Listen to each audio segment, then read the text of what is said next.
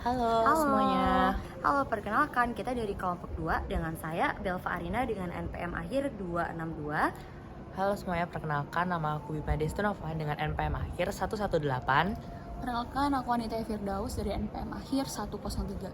Nah, hari ini kita akan ngewawancarai owner dari perusahaan nail art yaitu Beauty by V. Yuk ikutin kita.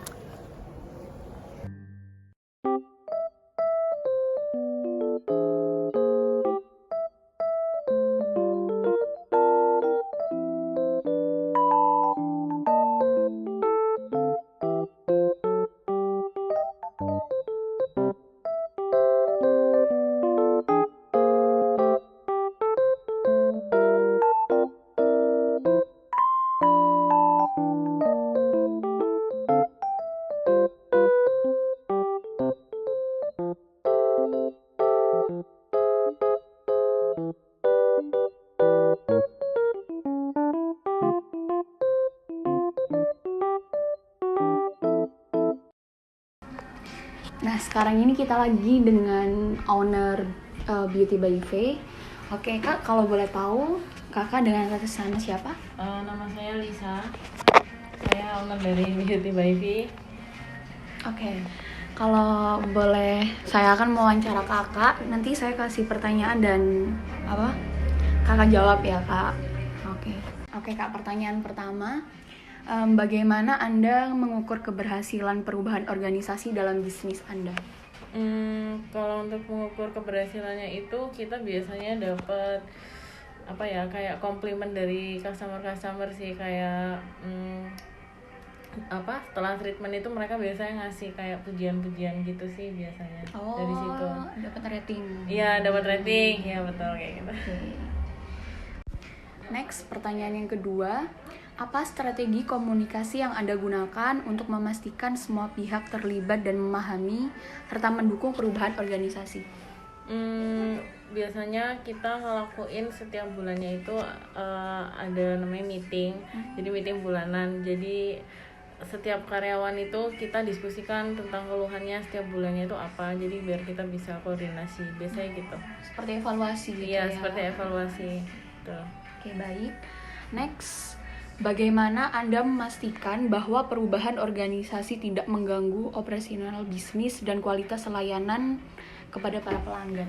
Yaitu dari dalam meeting itu kita selalu ada pembahasan agar nanti nggak ada kayak miskom dan yang lain sebagainya gitu antara sesama karyawan serta owner. Oke, baik. Oke, next, yaitu apa pelajaran terbesar yang Anda dapatkan dari proses perubahan organisasi bisnis yang telah Anda lakukan sejauh ini? Pelajaran terbesar yang saya dapatkan selama menjalani bisnis itu dari cara mengatur jadwal. Kan kita kan bookingnya itu lewat IG, jadi sistem booking. Jadi otomatis saya mempelajari ya tentang sistem bookingnya, tentang ngatur jadwalnya kayak gitu, dan sama antara karyawan sama customer gitu sih biasanya. Oke, baik. Oke, next, yaitu apa saja hambatan utama yang dihadapi perusahaan nail art dalam melakukan perubahan perusahaan? Biasanya lebih dari ke barang-barang nail art sih, kayak mungkin dari peralatan-peralatannya. Yang pertama kan kita harus steril ya. Terus habis gitu yang kedua biasanya dari bahan-bahannya juga. Ada kutek itu kan bahannya solid, jadi lama-kelamaan dia bisa kayak ngental gitu loh. Jadi itu juga ada kerugiannya dari situ. Terus setelah itu juga dari model-model nail art juga itu kan agak solid, susah ya gitu sih biasanya. Oke.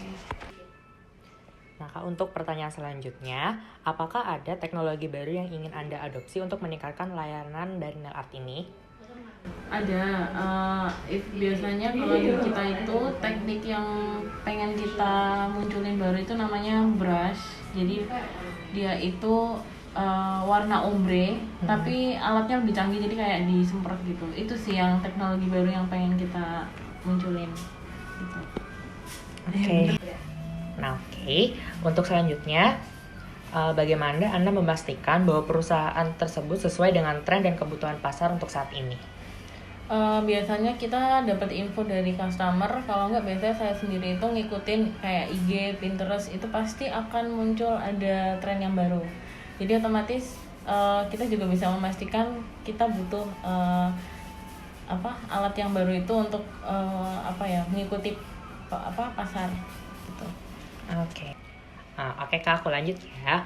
Untuk pertanyaan yang selanjutnya, apa visi jangka panjang Anda untuk bisnis yang Anda miliki setelah perubahan perusahaan ini ditetapkan? Jadi biasanya kita lebih meningkatkan kualitas dan kenyamanan customer, terus meningkatkan kualitas juga dari nail art kita yang buat gitu, terus desainnya gitu. Nah, untuk selanjutnya, apa saja tantangan terbesar yang Anda hadapi selama proses perubahan ini?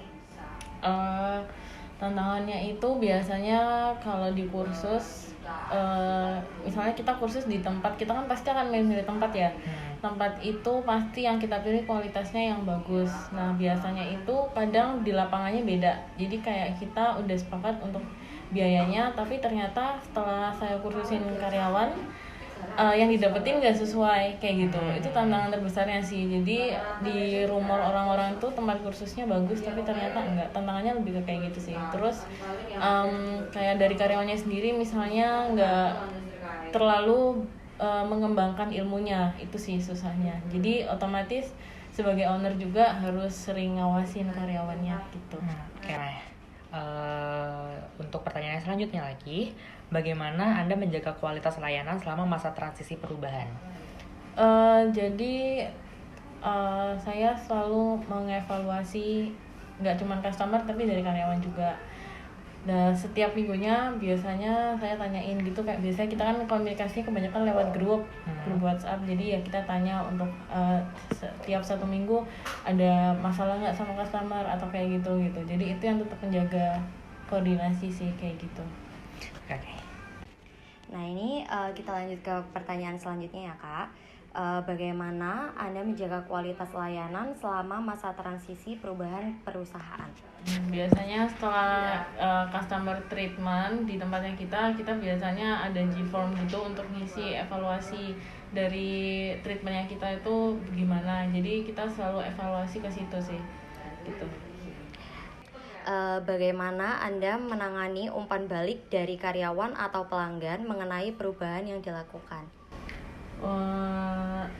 Ya itu tadi kita rajin ini sih ngadain kayak rapat gitu setiap bulannya. Jadi kita terus ngevaluasi apa yang kurang dari kesalahan-kesalahan kita tuh dibahas. Jadi pasti nanti akan ada perbaikan lagi setiap bulannya gitu.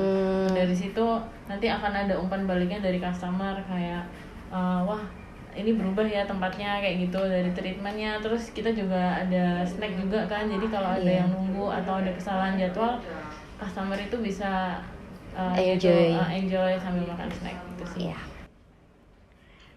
Apa langkah-langkah pertama Anda yang Anda ambil untuk memulai proses perubahan perusahaan? Jadi setelah evaluasi tadi sama karyawan, dari evaluasi itu kita ambil intinya untuk ngelakuin perubahan lagi untuk memulai langkah-langkah yang baru gitu sih biasanya. Nah, kalau untuk cara berkomunikasi dengan pelanggan mengenai perubahan yang akan terjadi itu gimana, Kak? Jadi kita kan punya Instagram nih, biasanya kita mulainya dari sosial media dulu, kayak ada perubahan harga, kenaikan harga, promo, terus kayak varian katalog baru itu kita biasanya share di IG. Terus nanti otomatis kan mereka akan balas lewat DM gitu. Iya. Gitu sih. Terus bagaimana Anda memastikan karyawan memiliki keterampilan yang dibutuhkan untuk beradaptasi dengan perubahan perusahaan? Jadi kan dunia nail art itu kan pasti setiap tahunnya berkembang, setiap bulannya berkembang. Jadi otomatis kita harus ngikutin perkembangan itu dengan cara biasanya kita ikut webinar, ikut kursus, terus ada alat baru kita beli, terus kita ya dari kursus-kursus itu jadinya kita ikut berkembang gitu sih. Nah selanjutnya terakhir nih Kak pertanyaannya, apakah ada perubahan dalam struktur harga atau model bisnis yang Anda pertimbangkan? Kalau dengan cara kita ngikutin zaman pasti otomatis akan ada harga perubahan karena dari alat-alat yang baru, teknik-teknik yang baru pasti akan ada pengembangan dan harga naik gitu. Terima kasih Kak. Nah, berarti dari wawancara ini kita bisa tarik kesimpulan nih kalau Beauty by V itu udah siap akan perubahan perusahaan yang akan terjadi di masa mendatang. Nah, terima kasih Kakak atas waktunya Kakak Lisa. Terima kasih banyak. Wassalamualaikum. Terima kasih.